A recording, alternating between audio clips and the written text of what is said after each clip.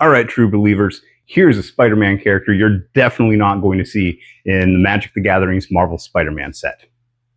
Wes Cassady was a character that showed up one time in Amazing Spider-Man 302, released in 1988, written by David Michelinie and illustrated by Todd McFarlane, the same Todd McFarlane that gave us Venom and Spawn. Wes Cassady is special. He's a guy living out in Kansas. Spider-Man was out there doing a job interview as Peter Parker. He was feeling kind of bad because his wife, Mary Jane, was making so much more money than him. So he went looking for another job as a chemist or something.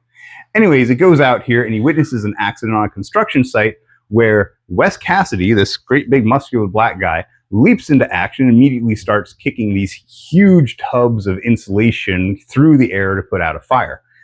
When Spider-Man confronts Mr. Cassady reveals that some years prior, he was involved in rounding up some escaped lab animals and ended up being bitten by a radioactive jackrabbit. That's right, Wes Cassady, the amazing bunny man, has the proportionate leg strength of a rabbit. That's not all, though. He also has something like the spider sense. Specifically, as just like a rabbit, he knows when a predator, when something threatening is watching him. He can sense that and feel it.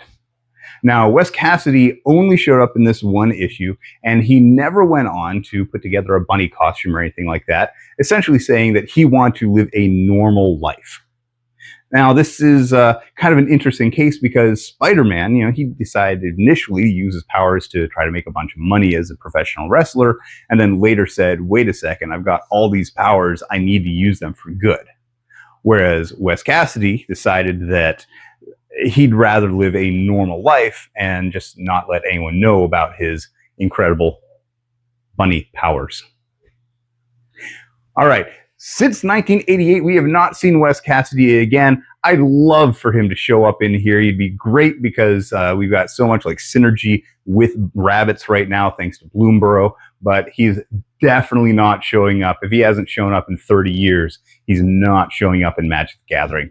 But fingers crossed, maybe someone at Marvel sees this and ends up giving us a amazing Bunny Man one shot at some point.